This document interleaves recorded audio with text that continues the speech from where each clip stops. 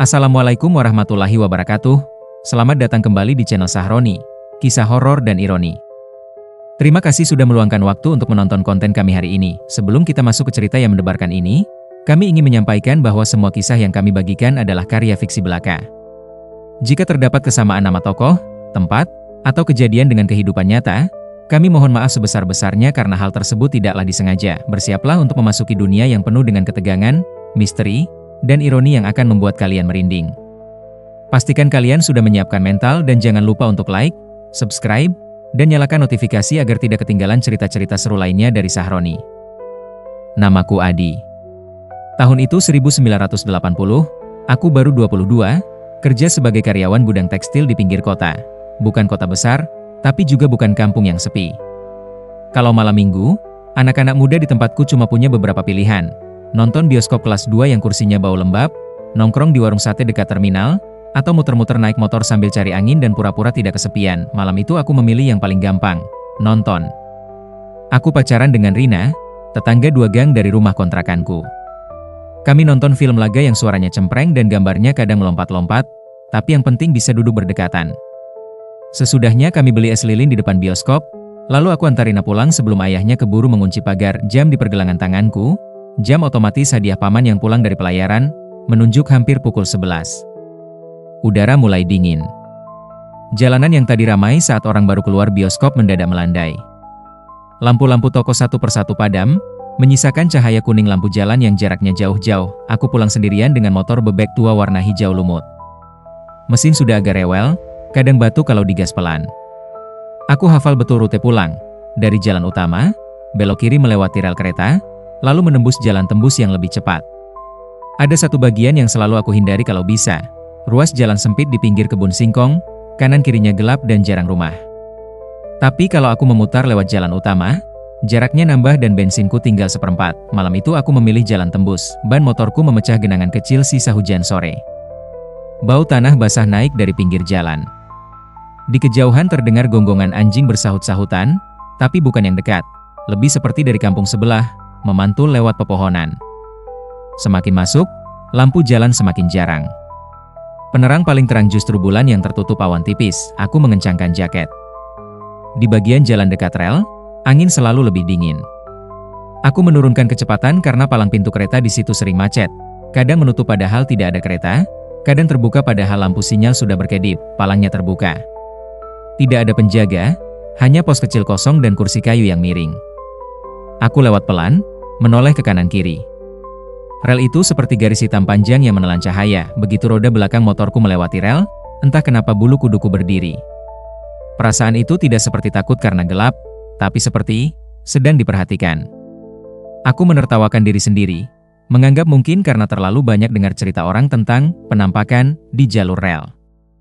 Aku tarik gas, membiarkan suara mesin jadi teman. Beberapa ratus meter setelah rel, jalan menurun sedikit lalu menanjak, melewati rumpun bambu yang bergoyang. Disinilah jalur tembus mulai benar-benar sepi. Tidak ada warung. Tidak ada rumah. Hanya kebun dan pepohonan yang membentuk lorong gelap. Aku melihat sesuatu di pinggir jalan. Awalnya kupikir itu tiang atau karung. Tapi ketika lampu motorku menyapu lebih dekat, aku melihat siluet seorang wanita berdiri, sedikit menepi dari aspal. Dia tidak melambai seperti orang minta tumpangan, hanya berdiri dengan kedua tangan di depan. Seperti menahan dingin, aku mengerem spontan. Ban depan sedikit selip di tanah basah, jantungku berdegup cepat. Di kepala, logika dan naluri bertabrakan, berhenti itu berbahaya, tapi membiarkan orang sendirian di jalan gelap juga terasa kejam. Aku berhenti sekitar 2 meter darinya. Lampu motor menyorot wajahnya, dia cantik, cantik dengan cara yang membuat aku langsung merasa tidak pantas menilai. Kulitnya pucat bersih, rambutnya hitam panjang, sedikit basah seperti habis kehujanan. Dia memakai kebaya sederhana warna krem dan kain batik gelap. Bukan pakaian orang yang habis nonton bioskop, lebih seperti orang habis pulang hajatan atau dari rumah saudara yang membuatku aneh. Tidak ada tas. Tidak ada sandal terlihat jelas dari jarak itu, seolah kakinya tenggelam dalam bayangan. "Ah, Mas," katanya pelan, suaranya halus. Terlalu halus untuk jalanan kosong yang biasanya memantulkan suara jadi kasar. Aku berdehem, berusaha terdengar biasa. "Mbak, kenapa sendirian di sini? Mau kemana?" Dia menunduk sebentar, lalu menatapku lagi. matanya besar. Gelap, tapi bukan gelap yang hangat, lebih seperti sumur. Aku mau pulang. Jalan kaki dari tadi, tapi jauh, katanya. Kalau Mas arah, boleh numpang sampai pertigaan depan? Pertigaan depan maksudnya pertigaan yang mengarah ke kampung kecil dekat sungai. Itu searah dengan rumahku, bahkan satu jalur. Aku melirik kiri kanan. Tidak ada siapa-siapa. Hanya suara jangkrik dan bambu bergesekan. Lampu motor membuat bayangan kami panjang di aspal basah. Rumah Mbak di kampung sungai? Tanyaku, dia mengangguk. Gerakannya pelan, nyaris tidak menimbulkan suara kain. Aku menelan ludah. Naik, Mbak. Tapi, motor saya tua. Pelan ya. Dia tidak langsung naik. Dia menatap jok belakang, lalu menatapku, seperti memastikan sesuatu. Lalu pelan-pelan dia duduk di belakang, sangat hati-hati. Saat dia naik, aku menunggu motor terasa lebih berat.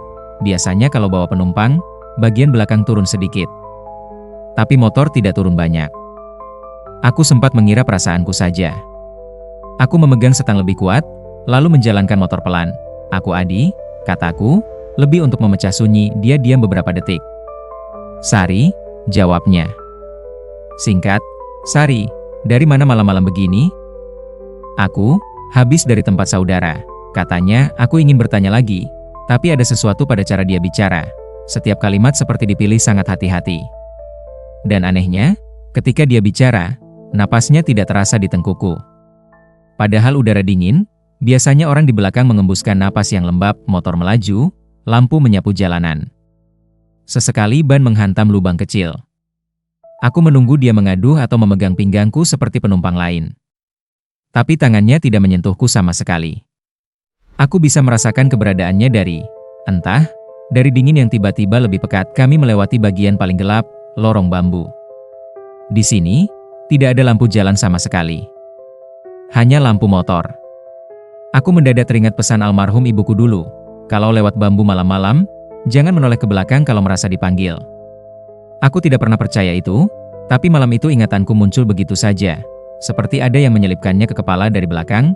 Sari berkata pelan, Mas, jangan cepat-cepat. Aku mengurangi gas. Takut jatuh, Mbak? Bukan.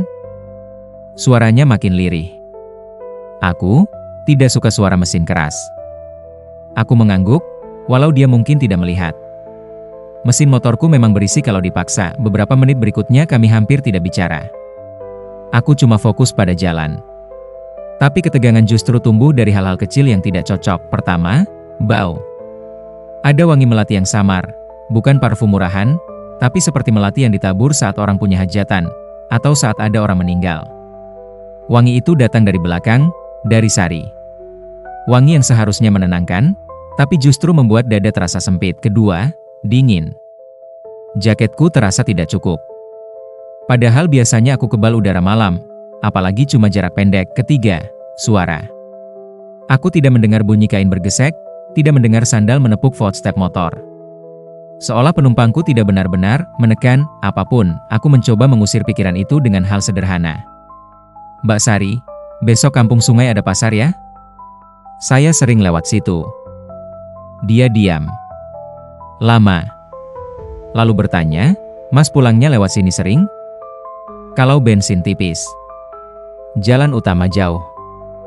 Mas, pernah dengar kereta lewat sini jam segini? Katanya. Pertanyaan itu membuat tenggorokanku kering. Kadang, jawabku. Kenapa? Dia tidak menjawab. Hanya suara bambu dan mesin motor yang menyahut. Kami hampir sampai pertigaan.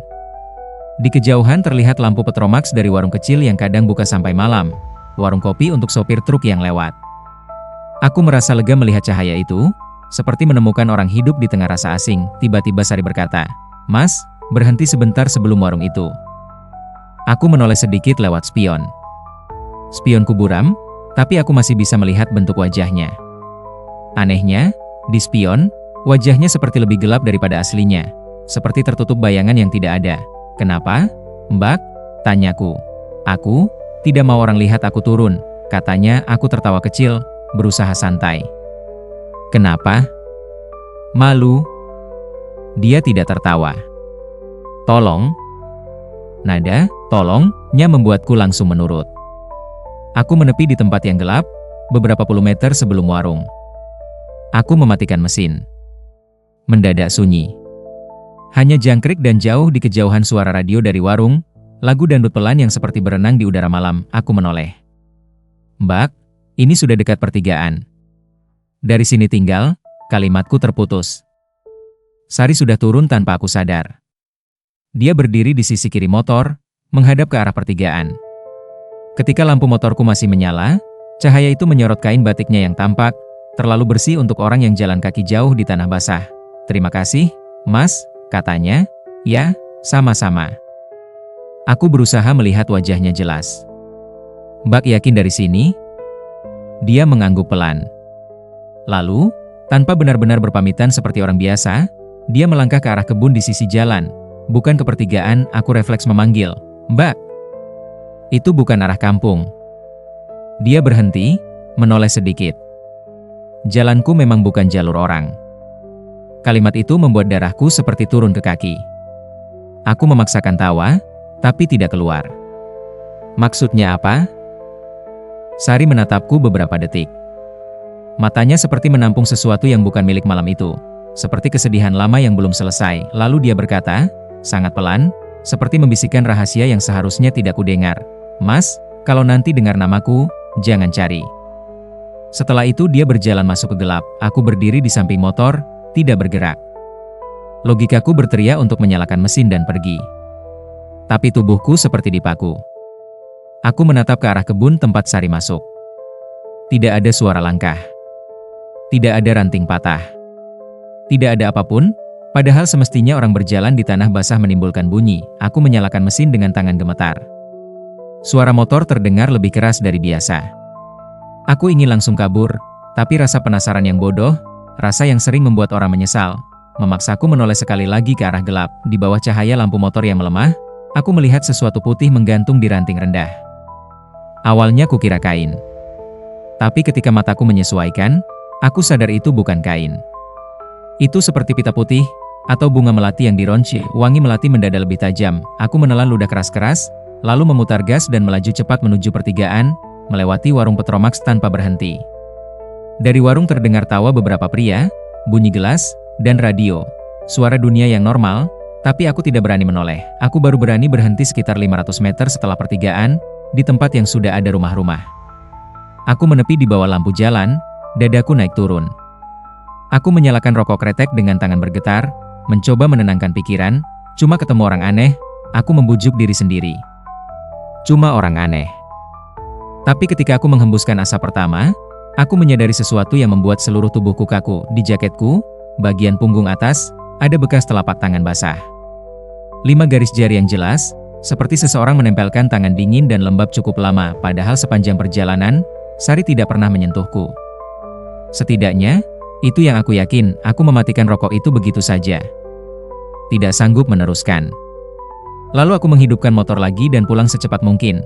Berharap pintu kontrakanku bisa menjadi batas antara aku dan apapun yang baru saja menumpang bersamaku. Malam itu aku tidak tidur, dan besok paginya, aku baru mengerti kenapa dia bilang, kalau nanti dengar namanya, jangan cari. Pagi setelah kejadian itu, aku masuk kerja seperti orang sakit tapi memaksa diri terlihat normal. Aku mandi 2 kali, menggosok punggung sampai merah, tapi rasa dingin yang semalam menempel masih seperti ada di kulit. Di gudang tekstil, suara mesin jahit dari ruangan sebelah terdengar lebih tajam dari biasanya. Dan setiap kali ada pintu besi dibanting, aku refleks menoleh seperti menunggu sesuatu berdiri di belakang. Teman kerjaku, Tono, menepuk bahu. "Di, muka lu kok pucat amat." "Begadang?" "Masuk angin," jawabku cepat. Dia nyengir. "Abis nganter pacar, ya?" Aku cuma mengangguk, padahal yang menggangguku bukan Rina. Yang menggangguku adalah satu kalimat yang terus muter di kepala. Kalau nanti dengar namaku, jangan cari. Hari itu entah kenapa orang-orang jadi sering menyebut kata kereta. Bukan karena ada apa-apa, tapi karena gudang kami dekat jalur distribusi. Ada sopir kiriman ngomel telat karena palang pintu rel macet. Ada mandor cerita semalam dengar klakson lokomotif panjang sekali. Setiap kali ada yang menyebut rel, tengkuku seperti ditarik. Menjelang siang, aku izin keluar sebentar dengan alasan beli rokok. Di depan gudang ada kios kecil yang jual kretek eceran, kopi tubruk, dan koran. Koran pagi itu digantung dengan penjepit kayu, lembar depannya sedikit melambai kena angin. Aku tidak berniat baca apapun. Tapi mataku langsung nyangkut ke kolom berita kecil di bawah, dekat iklan sepeda dan pengumuman kehilangan. Judulnya pendek, tapi seperti menampar. Seorang gadis tewas tertabrak kereta di perlintasan tembus. Aku berdiri terlalu lama sampai ibu kios menatap curiga. Aku pura-pura santai, menunjuk koran itu. Bu, ini, yang kecelakaan kapan? Ah, itu 2 hari lalu. Malam katanya, jawabnya sambil menyodorkan rokok. Anaknya pulang dari saudara, nyebrang rel. Gelap. Palang pintu lagi rusak. Kejadiannya cepat. Tanganku gemetar waktu menerima rokok. Namanya siapa, Bu? Ibu kios memicingkan mata mengingat. Siapa ya? Sari, kalau nggak salah. Sari? Iya, Sari. Kasian benar. Kepalaku berdengung. Suara mesin di gudang jauh seperti tenggelam di air. Aku mencoba menelan, tapi tenggorokanku kering. Bu, suaraku serak, rumahnya di mana? Ibu kios langsung menggeleng cepat, seperti menepis bala. Jangan macam-macam, nak. Udah lewat. Orangnya udah dimakamkan kemarin sore. Aku memaksakan senyum. Saya kenal jauh. Dia memandangku lama, lalu menyebut nama kampungnya, Kampung Sungai. Bukan alamat lengkap, cuma arah umum. Tanya aja di warung dekat musola sana, orang pasti tahu. Aku kembali ke gudang dengan langkah seperti orang mabuk. Berita itu tidak menjawab semua, tapi membentuk satu garis lurus dari hal-hal yang semalam terasa janggal. Wangi melati, dingin, motor yang tidak terasa berat, cara dia turun tanpa suara, dan kalimatnya yang seperti pesan terakhir. Yang paling mengerikan justru bukan hantunya. Yang paling mengerikan adalah kemungkinan aku benar-benar membonceng orang yang sudah mati. Sore itu aku pulang lebih cepat. Aku bilang pada mandor perutku mules, padahal perutku kosong dari pagi. Dari gudang ke rumah kontrakan, jaraknya tidak jauh, tapi aku memilih jalan besar dan menghindari jalur tembus. Setiap kali melihat rel, dadaku langsung sesak. Rina menungguku di depan rumahnya saat aku lewat. Adi, kamu kenapa? Dari siang aku cari ke rumah, kata ibu kamu belum pulang. Aku berhenti, mencoba menahan wajah. Aku capek. Besok aja ya. Rina mendekat, menatapku lekat. Kamu marah sama aku? Bukan. Aku menggaruk pelipis, bingung harus bilang apa. Kalau aku cerita, Rina pasti mengira aku mabuk atau mencoba nakut-nakutin. Rina menurunkan suara. Semalam kamu pulang lewat jalan tembus, ya? Aku langsung menatapnya. Kamu tahu dari mana? Dia menelan ludah. Tadi siang di warung, orang ngomongin kecelakaan itu lagi. Katanya ada yang lihat motor lewat pelan banget malam itu, berhenti sebelum warung Petromax. Orangnya sendirian. Aku kaku. Sendirian? Rina mengangguk pelan. Katanya sendirian. Tapi, ada juga yang bilang lihat kamu kayak ngobrol sama orang. Darahku seperti berhenti mengalir. Siapa yang bilang? Ah, orang warung, jawab Rina cepat. Tapi kamu jangan percaya. Omongan orang suka nambah-nambah. Aku ingin memegang bahu Rina, ingin bilang, tenang, tapi tanganku terasa asing.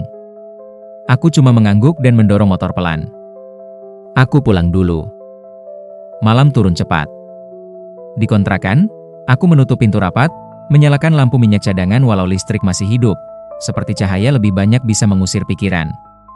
Aku mencoba makan nasi sisa, tapi baru 2 suap sudah mual. Jam 9 lewat, terdengar radio tetangga memutar lagu dangdut yang sama seperti semalam terdengar jauh dari warung Petromax. Melodinya pelan, tapi tiap nada terasa seperti memanggil. Aku duduk di ranjang, menatap dinding. Mataku ingin terpejam, tapi aku takut tidur. Takut kalau aku mimpi, dan di mimpi itu Sari berdiri di ujung lorong bambu, namun tubuh tetap menang. Menjelang tengah malam, aku tertidur dengan lampu masih menyala. Aku terbangun karena wangi melati. Bukan wangi samar seperti semalam, tapi pekat, seperti ada ronce melati diletakkan tepat di bawah hidung. Aku membuka mata cepat. Kamar terang oleh lampu, pintu masih terkunci, jendela tertutup, tapi udara di kamar berubah jadi dingin sekali. Nafasku keluar seperti lebih berat. Di kaki ranjang, ada bayangan yang tidak seharusnya ada. Aku menelan ludah, memaksa diri menoleh perlahan. Di ujung ranjang, berdiri sosok perempuan berkebaya krem, rambutnya panjang menutupi sebagian wajah. Dia tidak menatapku langsung, tapi menunduk seperti orang sedang malu, atau seperti orang yang menahan sesuatu yang sangat sakit. Suaraku tidak keluar. Aku ingin teriak, tapi tenggorokanku seperti dicekik dari dalam. Sari mengangkat wajahnya pelan. Matanya sama seperti semalam, tapi sekarang lebih kosong. Ada garis gelap di bawah mata, seperti kurang tidur bertahun-tahun. "Mas," katanya lirih, "kamu dengar?" "Ya." Aku hanya bisa menggeleng kecil, tidak tahu apa yang harus kulakukan selain diam. "Kamu jangan ke kampung sungai," katanya. "Jangan tanya-tanya." Aku berhasil memaksa satu kata keluar, serak sekali. "Kenapa?" Dia menatapku lama, lalu mengucapkan sesuatu yang membuat dadaku runtuh. "Karena kamu akan lihat aku." Lampu kamar tiba-tiba redup sebentar, seperti listrik turun. Saat cahaya kembali normal, ujung ranjang kosong. Wangi melati masih ada beberapa detik, lalu menghilang pelan. Aku duduk tegak dengan napas terengah, tubuh basah oleh keringat dingin. Jam dinding menunjukkan pukul 2 lewat sedikit. Dari luar, anjing menggonggong sekali, lalu diam. Aku tidak tidur lagi sampai subuh. Pagi buta, logika kembali menyalakan kepalaku, tapi rasa penasaran lebih keras dari ketakutan. Aku bilang pada diri sendiri, mungkin aku hanya bermimpi karena membaca koran. Mungkin pikiranku menghubungkan semuanya. Tapi bekas telapak tangan basah di jaket semalam itu nyata, dan mimpi tadi terlalu tajam untuk sekadar bunga tidur. Sekitar jam 8, aku pergi ke kampung sungai. Aku naik motor pelan, memilih jalan besar sampai pertigaan, lalu masuk ke arah kampung. Suasana pagi di tahun-tahun itu selalu punya bunyi khas. Orang menimba air, piring beradu, sepeda lewat, dan radio kecil memutar berita. Aku berharap suara-suara itu menormalkan pikiranku, tapi begitu mendekati kampung sungai, udara terasa lain. Tidak ada yang mistis berlebihan, hanya semacam rasa berat, seperti kalau kita masuk rumah duka dan tanpa sadar menurunkan suara. Aku berhenti di warung dekat musola seperti yang dibilang ibu kios. Warungnya sederhana, bangku kayu, termos air panas, dan toples kerupuk.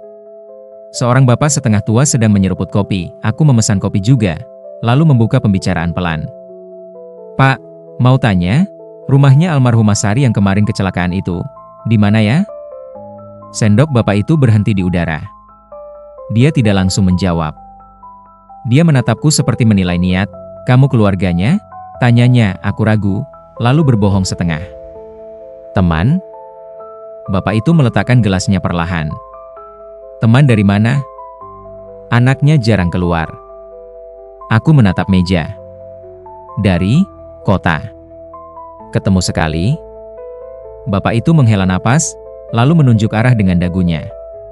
"Lurus, rumah ketiga sebelum jembatan kecil. Ada pohon mangga gede di depan." "Tapi, buat apa kamu ke sana?" "Orangnya udah dikubur." "Ada yang pengen saya sampaikan," jawabku. Dia menatapku lagi, lebih tajam. "Sampaikan ke siapa?" Ibunya masih syok. Aku menelan ludah. "Saya cuma mau minta maaf." Entah kenapa, kata "maaf" itu meluncur begitu saja. Padahal aku sendiri belum paham dosa apa yang harus kumintakan maaf. Bapak itu menggumam pelan, hampir seperti bicara pada dirinya sendiri. "Anak itu, malam kejadian katanya ngomong sendiri di jalan.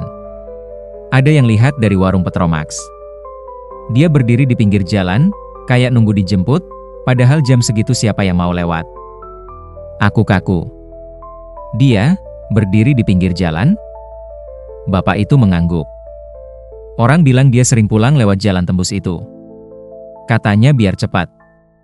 Tapi malam itu palang pintu rusak. Lampu sinyal kadang mati." Tanganku mencengkeram gelas kopi sampai panasnya tidak terasa. "Pak," suaraku turun, "yang lihat itu, yakin?"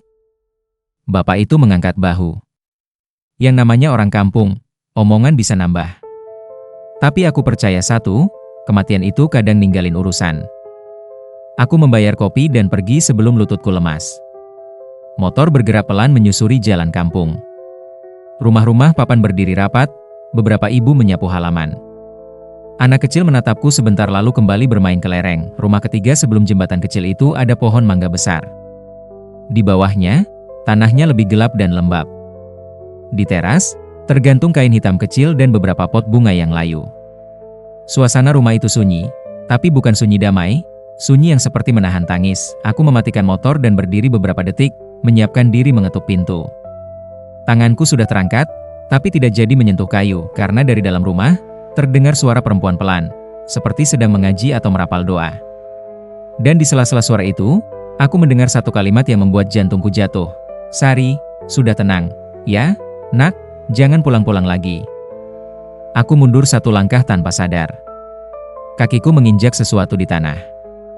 Saat kulihat, itu ronce melati yang sudah mulai kecoklatan. Mungkin jatuh dari kemarin. Wangi melati naik pelan, dan pada saat yang sama, dari balik jendela kayu yang sedikit terbuka, aku melihat sekelebat kain kebaya krem. Aku tidak melihat wajahnya. Aku hanya melihat warna dan potongan kain yang sama persis seperti semalam, dan saat itu aku tahu, aku tidak sedang mengejar cerita orang kampung. Aku sedang mendekati sesuatu yang benar-benar pernah duduk di jok motorku. Aku berdiri di depan rumah itu cukup lama sampai telapak tanganku berkeringat. Suara perempuan dari dalam masih terdengar, pelan dan patah-patah, seperti orang membaca doa sambil menahan sesak. Aku akhirnya mengetuk, sekali, lalu dua kali, tidak ada jawaban cepat. Lantai kayu berderit pelan, langkah mendekat, lalu pintu dibuka sedikit. Seorang perempuan setengah baya muncul, kerudungnya sederhana, matanya bengkak seperti baru beberapa hari tidak tidur. Di belakangnya ruangan tampak redup, bau minyak kayu putih bercampur wangi bunga yang mulai layu. "Iya, cari siapa?" Suaranya kecil. Aku menelan ludah. "Bu, saya Adi. Saya mau minta maaf tentang Sari." Perempuan itu menatapku lama, seperti mencoba mencari-cari wajah yang dikenalnya di kepalanya. "Kamu temennya?" Aku mengangguk pelan, walau itu bukan kata yang tepat. "Saya ketemu, belum lama. Tapi saya merasa perlu datang."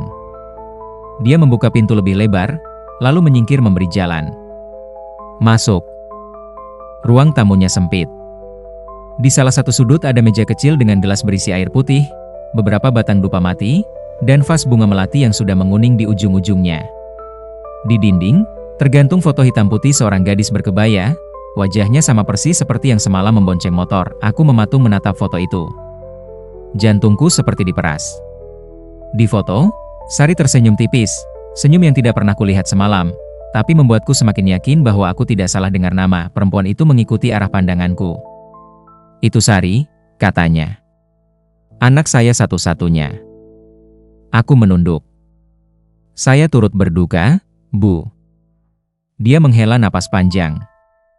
"Kamu ketemu dia kapan?" Aku ingin jujur, tapi lidahku seperti tidak punya tempat berpijak.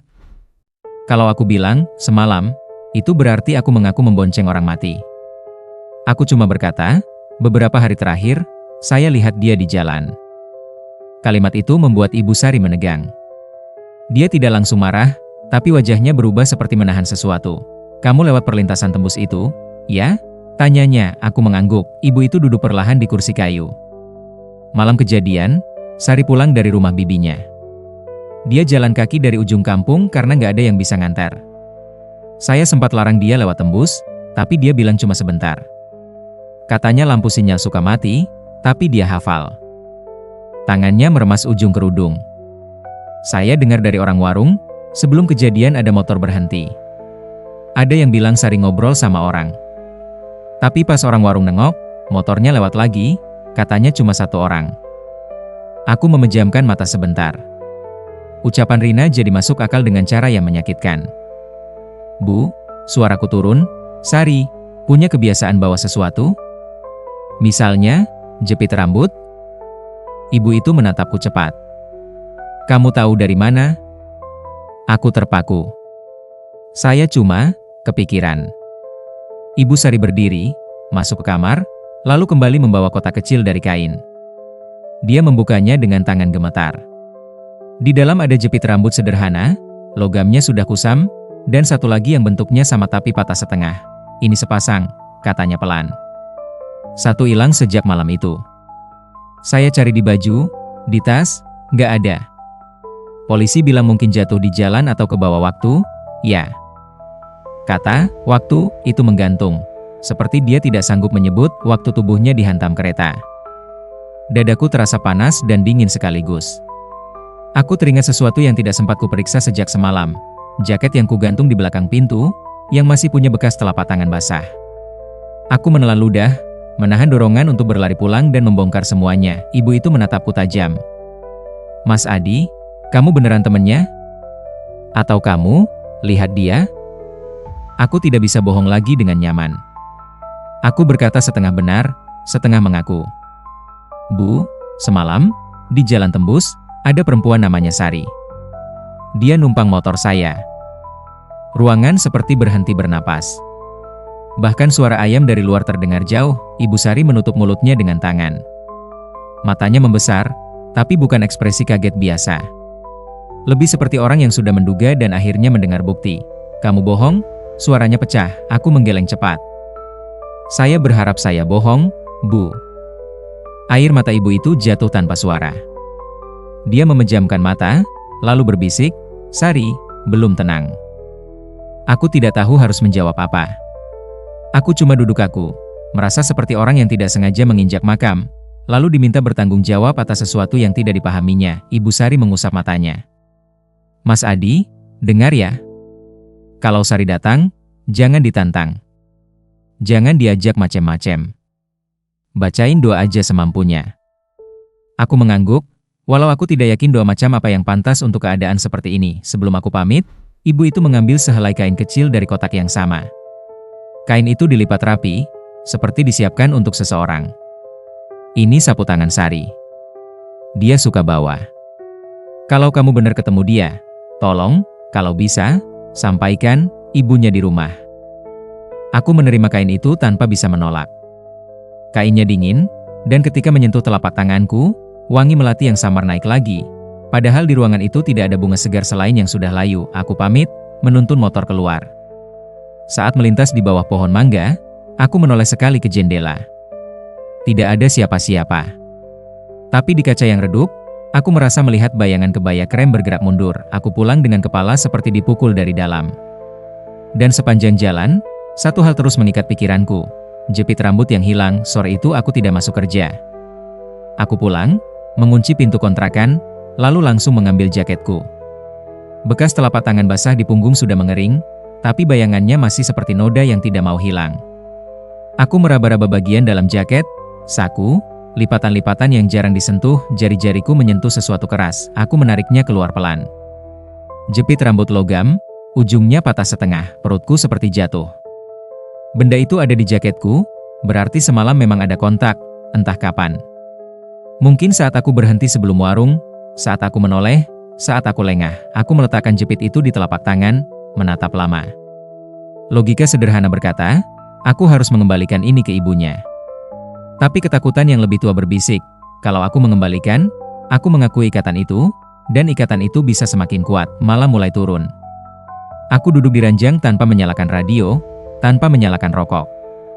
Sunyi membuatku mendengar hal-hal kecil, bunyi jam dinding, tikus di plafon, suara jauh kendaraan lewat. Setiap bunyi yang muncul mendadak membuatku menahan napas. Sekitar pukul 11, ketika aku memutuskan akan tidur paksa, listrik mendadak turun sebentar. Lampu meredup lalu terang lagi. Dalam detik redup itu, aku mencium melati. Aku menatap pintu kamar yang tertutup. Pegangan pintu tidak bergerak, tapi udara kamar berubah dingin, seperti seseorang membuka jendela yang tidak ada. Lalu terdengar suara, pelan, dari dekat pintu. Mas Adi, aku membeku. Suara itu bukan dari luar rumah, bukan dari tetangga. Suara itu seperti datang dari jarak satu langkah. Aku memaksa diri bicara, walau lidahku berat. Sari? Tidak ada jawaban langsung. Hanya wangi melati makin tebal, membuat kepalaku ringan seperti mau pingsan. Aku, ketinggalan. Suaranya muncul lagi. Di rel? Aku menggenggam jepit rambut patah itu sampai ujungnya menekan kulit. Jepit rambutmu ada sama aku. Sunyi beberapa detik. Lalu suara itu berubah, seperti menahan tangis yang tidak bisa keluar. Bukan itu. Aku menelan ludah. Terus apa? Suara itu sangat pelan, seperti angin menyusup lewat celah pintu. Sapu tanganku, kasih ibu. Aku teringat kain kecil pemberian ibunya yang ada di meja. Tapi kata-katanya membuatku sadar, sapu tangan itu bukan titipan ibu untuk Sari, melainkan sebaliknya. Seolah-olah sari tahu ibunya menyimpan, dan kini meminta disampaikan kembali. Aku mengangguk meski dia tidak terlihat. Besok. Aku antar. Jangan besok, katanya. Nada suaranya berubah, menjadi lebih tegas, lebih dingin. Sekarang. Aku gemetar. Sekarang malam. Kereta lewat, katanya pendek, kata itu membuat tengkuku seperti ditusuk. Aku tahu jadwal kereta barang kadang lewat tengah malam. Aku juga ingat pertanyaan Sari semalam. Pernah dengar kereta lewat sini jam segini? Aku berdiri pelan. Aku tidak tahu kenapa aku menuruti. Mungkin karena rasa takut yang sama dengan rasa bersalah, campur keinginan untuk mengakhiri semuanya. Aku mengambil kunci motor, mengambil kain sapu tangan, dan memasukkan jepit rambut patah ke saku di luar, jalan sepi. Udara dingin menggigit, khas malam-malam tahun itu ketika belum banyak lampu neon dan kendaraan. Aku menyalakan motor, dan suara mesinnya terdengar terlalu keras di lingkungan yang tidur. Aku tidak langsung menuju kampung sungai. Kakiku justru otomatis mengarah ke jalan tembus, tempat semuanya bermula. Aku ingin membuktikan pada diriku sendiri bahwa aku masih punya kendali, bahwa aku tidak sepenuhnya ditarik oleh sesuatu yang tidak kelihatan. Begitu memasuki lorong bambu, lampu motor seperti lebih pendek jangkauannya. Gelap di depan tidak mau tersibak, hanya bergeser sedikit seperti kain hitam yang diseret. Di tengah lorong, motorku batuk sekali, lalu lagi, seperti mau mati. Aku menahan gas, memaksa mesin hidup. Dalam bunyi batuk itu, aku mendengar suara lain, bukan dari mesin, seperti kain kebaya terseret pelan di tanah. Aku menoleh ke spion. Spion buram itu memantulkan jok belakang yang terlihat kosong. Tapi di pantulan, ada bayangan kepala, samar, seperti rambut panjang menutupi wajah. Aku langsung memalingkan pandangan, mengingat pesan ibuku dulu, jangan menoleh kalau merasa dipanggil. Aku terus melaju sampai perlintasan rel terlihat. Palang pintu masih terbuka, pos kecil masih kosong, lampu sinyal berkedip tidak teratur, kadang mati beberapa detik, kadang hidup lagi. Sungguh perlintasan yang seperti menunggu korban berikutnya. Aku menepi. Motorku matikan. Sunyi langsung menyerang telinga. Aku turun, berdiri beberapa langkah dari rel. Bau besi, tanah basah, dan sesuatu yang lain, bau amis samar yang membuat perutku mual. Aku di mana? Suaraku serak, lebih seperti bertanya pada udara. Wangi melati muncul dari sebelah kiri, dekat semak. Aku menoleh pelan. Di bawah pohon kecil, ada sesuatu putih terlipat, kain sapu tangan, tapi bukan yang kubawa. Kain itu kotor, ada noda gelap tua seperti darah yang sudah lama. Kakiku lemas. Aku merasa dunia miring. Di saat itulah angin berubah. Jangkrik mendadak berhenti, seperti ada tangan menutup mulut alam. Dari jauh, terdengar bunyi besi, klakson kereta. Panjang dan rendah, membuat dada bergetar. Aku menoleh ke arah datangnya suara. Dari kejauhan di tikungan, ada cahaya besar bergerak mendekat, makin terang, makin cepat. Aku mundur satu langkah, tapi tanah di belakang licin. Kakiku terpeleset, dan aku jatuh duduk tepat di dekat rel, jarak beberapa puluh senti dari besi yang dingin. Klakson kereta meraung lagi. Kali ini dekat. Terlalu dekat. Aku mencoba berdiri, tapi tubuhku seperti kehilangan perintah. Seolah ketakutan mengambil alih saraf, memutus hubungan otak dengan kaki.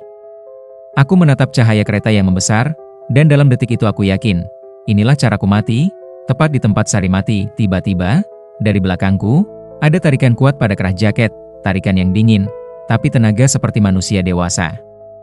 Tubuhku terseret ke belakang, punggungku menghantam tanah, lalu berguling menjauh dari rel. Kereta melintas 1 detik kemudian, suara rodanya menggerus rel, anginnya memukul wajahku, mengirim bau logam panas dan debu ke hidung. Aku menutup kepala, menggigil, air mata keluar tanpa sadar. Kalau tarikan itu terlambat sedikit saja, aku tidak akan sempat merasakan apapun selain gelap. Saat kereta masih melintas, aku menatap ke arah rel dari tempatku tergeletak. Di sela-sela gerbong yang berlari, aku melihat sesuatu yang membuat darahku beku. Sosok Sari berdiri di antara cahaya dan bayangan, tapi bukan seperti semalam. Kebayanya sobek di beberapa bagian, rambutnya kusut, dan di sisi tubuhnya ada noda gelap yang melebar, seperti luka yang tidak mungkin ditutup kain. Wajahnya pucat, bukan lagi seperti orang kedinginan, tapi pucat seperti kain kafan. Dan yang paling mengerikan, di bawah kakinya, bukan tanah, melainkan sesuatu yang seperti bayangan hitam menetes, menempel ke bantalan rel. Sari menatapku, lalu menggeleng pelan, seolah berkata, "Aku sudah bilang, kamu akan lihat aku." Kereta selesai melintas. Sunyi jatuh lagi, berat sekali. Sosok itu masih ada beberapa detik, lalu memudar seperti asap kena angin. Aku merangkak, muntah di pinggir jalan, tubuhku gemetar seperti demam. Tidak ada yang menolong karena tidak ada siapa-siapa. Pos rel tetap kosong, palang tetap terbuka, dan lampu sinyal tetap berkedip tidak pasti. Dalam gemetar, aku meraba saku jaket. Jepit rambut patah masih ada. Kunci motor masih di tangan. Aku hidup, tapi aku tahu hidupku baru saja dipinjamkan. Aku mengangkat kain sapu tangan yang kotor itu dengan 2 jari, seperti takut menyentuh terlalu dekat. Kain itu terasa lembab walau seharusnya sudah kering sejak lama. Aku menatapnya, lalu berbisik, "Ini yang kamu cari?" Tidak ada jawaban, tapi wangi melati muncul sebentar, lalu menghilang seperti orang selesai bicara. Aku berdiri dengan susah payah. Aku tahu apa yang harus kulakukan, bukan karena berani, tapi karena aku ingin semua ini berhenti. Aku tidak pulang ke kontrakan. Aku langsung mengendarai motor ke kampung sungai, menembus dingin yang menggigit, mata perih karena kurang tidur dan takut. Jam dinding musola menunjukkan hampir pukul 2 ketika aku berhenti di depan rumah pohon mangga. Lampu rumah masih menyala redup. Aku mengetuk pelan, takut membangunkan orang, tapi juga takut kalau tidak dibukakan. Tak lama kemudian pintu terbuka. Ibu Sari berdiri di sana, seperti memang belum tidur. Begitu melihat wajahku yang berantakan, dia menutup mulut. "Mas Adi, kamu kenapa?" Aku mengangkat tangan, menunjukkan kain sapu tangan yang kotor. "Bu, ini." Ibu itu tidak langsung mengambil. Matanya memandang noda gelap di kain, lalu memejam, seperti ada sesuatu runtuh di dadanya. Dia akhirnya meraih kain itu dengan kedua tangan, menempelkannya ke dada, dan menangis tanpa suara. Aku mengeluarkan jepit rambut patah dari saku. "Dan ini, ketemu sama saya." Ibu Sari menatap jepit itu, lalu menoleh ke arah foto di dinding, seolah minta izin pada sesuatu yang tidak terlihat. "Jadi benar, dia ketemu kamu." Aku tidak tahan lagi. Aku berkata pelan, "Bu, semalam, di rel, saya lihat." Ibu itu mengangguk kecil, tidak menuntut penjelasan detail. Mungkin seorang ibu tidak butuh gambaran lengkap untuk menderita, cukup tahu anaknya belum selesai. Dia mengajakku masuk. Di ruang tamu, dia menyalakan lampu lebih terang. Tangannya gemetar saat melipat sapu tangan kotor itu dan meletakkannya di meja kecil dekat vas melati. Lalu dia mengambil air putih, membasuh wajah, dan menarik napas panjang. "Kamu sudah bantu saya, Mas," katanya. Suaranya serak. "Kamu sudah balikin yang terakhir."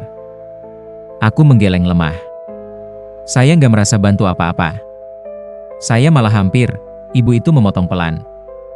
Mungkin itu cara Sari bilang terima kasih. Aku menatap lantai. Kata, "Terima kasih," terdengar aneh di tengah semua ini, tapi bagian lain dari diriku memahami. Semalam, Sari memintaku jangan cepat-cepat. Kalau aku semalam ngebut, mungkin aku jadi korban juga. Kalau aku tidak berhenti sebelum warung, mungkin aku tidak akan pernah tahu namanya. Seolah-olah semuanya disusun bukan untuk menjeratku, tapi untuk membuatku berhenti sebentar dan melihat bahwa ada sesuatu yang salah di rel itu. Pagi menjelang. Aku duduk di teras rumah Ibu Sari, menunggu cahaya matahari seperti orang menunggu hukuman selesai. Sebelum aku pulang, Ibu Sari berkata pelan, "Mas Adi, satu lagi." Aku menoleh, "Kalau kamu bisa, laporin perlintasan itu. Biar nggak ada korban lagi.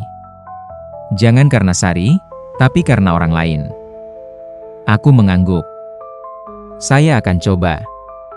Hari itu juga, setelah matahari naik, aku pergi ke kantor kecil perkeretaapian di kota dan melapor bahwa sinyal perlintasan sering mati dan palang rusak. Petugasnya tampak lelah mendengar keluhan, tapi kali itu aku memaksa. Menyebut ada korban, menyebut jam-jam kereta lewat, menyebut aku hampir tertabrak tadi malam. Aku tidak menyebut Sari sebagai penarik kerah jaketku. Tentu saja. Aku hanya bicara seperti orang yang selamat dari kecelakaan nyaris terjadi beberapa minggu kemudian, tidak cepat, tapi akhirnya, aku melihat orang memperbaiki lampu sinyal. Palang pintu diganti. Ada petugas yang mulai berjaga pada jam-jam tertentu. Jalan tembus itu tetap gelap, tapi setidaknya tidak lagi seperti lubang yang dibiarkan menelan orang diam-diam. Aku berharap setelah itu Sari berhenti, dan benar, wangi melati tidak pernah muncul lagi di kamarku. Tidak ada suara memanggil dari dekat pintu. Tidak ada bayangan di spion, tapi satu malam, sekitar sebulan setelah aku mengantar sapu tangan itu, aku bermimpi. Dalam mimpi, aku berada di pertigaan dekat warung Petromax. Lampu Petromax menyala terang, suara radio terdengar jauh, dan udara tidak sedingin biasanya. Sari berdiri beberapa langkah dariku, berkebaya krem yang rapi, rambutnya disisir, wajahnya tidak pucat seperti malam di rel. Dia tersenyum tipis, senyum dari foto di rumah ibunya. "Mas," katanya, "terima kasih." Aku ingin bertanya banyak hal. Kenapa aku? Kenapa harus aku yang melihat? Kenapa dia muncul di jalan? Tapi mulutku tidak bisa mengejar pertanyaan-pertanyaan itu. Sari menatap ke arah jalan tembus, lalu kembali menatapku. Sekarang jalannya sudah lebih terang. Aku terbangun dengan air mata yang entah sejak kapan mengalir. Tidak ada wangi melati. Tidak ada dingin yang aneh. Hanya subuh biasa, suara ayam, dan cahaya yang mulai masuk lewat celah jendela. Sejak tahun itu, aku tidak pernah lagi melewati jalan tembus kalau tidak terpaksa. Bahkan ketika palangnya sudah bagus, bahkan ketika lampunya terang, ada bagian dari diriku yang tetap merasa jalan itu menyimpan bekas langkah yang tidak terdengar. Kalau malam minggu, aku masih mengantar Rina pulang. Kami akhirnya menikah beberapa tahun kemudian.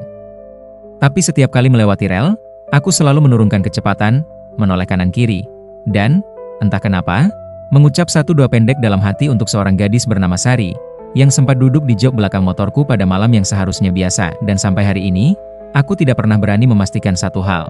Apakah aku yang menolong dia menutup urusan terakhirnya? Atau justru dia yang menolongku agar tidak ikut mati di rel yang sama? Terima kasih yang sebesar-besarnya sudah setia mendengarkan kisah sampai selesai. Kehadiran kalian adalah motivasi terbesar bagi kami untuk terus menghadirkan cerita-cerita horor yang tidak hanya menegangkan, tapi juga penuh dengan ironi kehidupan yang menggugah pikiran. Jangan lupa untuk subscribe dan aktifkan notifikasi agar kalian tidak melewatkan kisah-kisah berikutnya yang pastinya akan membawa kalian masuk lebih dalam ke dunia misteri dan keanehan yang menggelitik rasa penasaran. Sampai jumpa kembali di cerita selanjutnya. Semoga malam kalian penuh kedamaian, dan keberanian kalian tak pernah surut menghadapi kegelapan. Wassalamualaikum warahmatullahi wabarakatuh.